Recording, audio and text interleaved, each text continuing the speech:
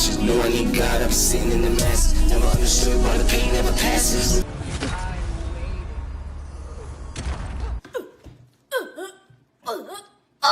What's going on, guys? Today we're going to be talking about the GINA boss fight and just some tips and tricks. In the beginning, of course, I love to do a lot of the elemental area of effect attacks, kind of just keep her off. And she's very interesting, honestly. Her moveset is a little bit of the Valkyries mixed with some new stuff. So a lot of her attacks are very random. As you can see, one thing that really helps, like makes the boss fight so much easier, is constantly R2 with the spear. While shooting arrows, it will bring her stun meter up, as well as shooting arrows at her, and also give some decent damage. But just the R2, if you can literally just R2, R2, R2, R2, R2, R2, yep, you literally kind of just mash her. And a lot of her attacks, like that kick she does, it's a little delayed on the right dodge, so it's like dodge right, then dodge right again right before she comes down. The arrows from Frey, you have to make sure you're constantly changing back and forth. Now, me, I usually keep the arrows on the blue arrows, because at least if I mess up on shooting her with the pink arrow during one of her things, you can dodge the lava. So I try to keep it on the blue, so if she goes in the air and does that boulder, you can shoot the boulder. A lot of those things she shoots out of her wings, sometimes there will be a red indicator, which means dodge left, dodge right.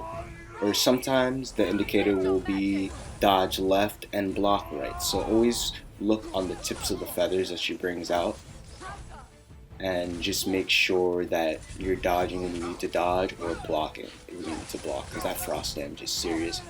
But straight away, we're literally going to keep going with just the R2, R2, and then when we have a chance, hit her with our runic abilities. Now, one thing that really helps with runic abilities in a lot of fights for me is, once I hit a runic ability, I'll wait until like 3 are charged up, and let's say I'll hit a runic ability, then hit another runic ability right after. And by doing that, I just, while one's going, I'm just tapping like right on the D-pad, boom, and then the second one, and then left on the D-pad, boom, the right one, you know what I mean? And I try to chain 3 in a row if I can.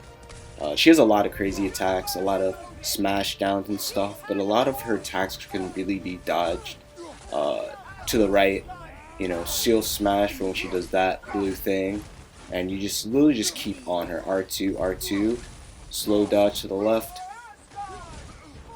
and be careful when she jumps in the air like that, just like the Valkyrie Queen from the last game. Sometimes it'll be once, sometimes it'll be 3 times, so keep that in mind, as well as when she does her other attack as well, when she's running at you trying to kick you in the face. But all those are things to definitely watch out for. And whenever she does her arrow signature moves, make sure to keep your timing up and be able to switch, because that's a really easy way to get some easy damage on her. Also, one of the best tools in boss fighting I've learned in this is, for example, I'm using the circle runic ability, which gives you a little more rage. Now, for any boss you're fighting in this game, if you use that thing to gain rage, it will throw off whatever pattern or whatever attack the enemy is doing. So for example, if she has an attack that I'm really having a bad time, if I use the rage right when she's doing that, it will stop her out of her attack completely. I usually use that to gain some rage and then gain some health right after. But it really does help, as well as like the spear. Once you use the spear things, I like to leave the little spear things inside of her, because let's say she's very far away and like I can't punish her, but she's coming down, I can literally hit the spear down and those things will start exploding, which will give her a chance to, you know, kind of just be a little like, oh my god. But I'm telling you, that R2 is massive with the stun meter. It is, you know, I'm pretty under leveled in this fight. It really helps, and I use almost the same method with different dodging for the king, but I'll let you guys enjoy this. Hopefully you guys are having a great day. Hopefully this isn't pissing you off too much. It's a great fight. Honestly, there are tons of great fights. and I hope you guys are enjoying Ragnarok as much as I am. If you guys want to see my 32-hour run of me playing it on Twitch, you can. Today we'll probably be trying to do an even better run on it, and you guys enjoy yourself. Ragnarok is here, guys, and wish you guys nothing but the best. Like and subscribe if you like the video. No, not forcing you to though. I just hope you enjoyed it, and hopefully this really does help you beat GINA. She has a lot of different attacks, but she's a pretty fun boss fight.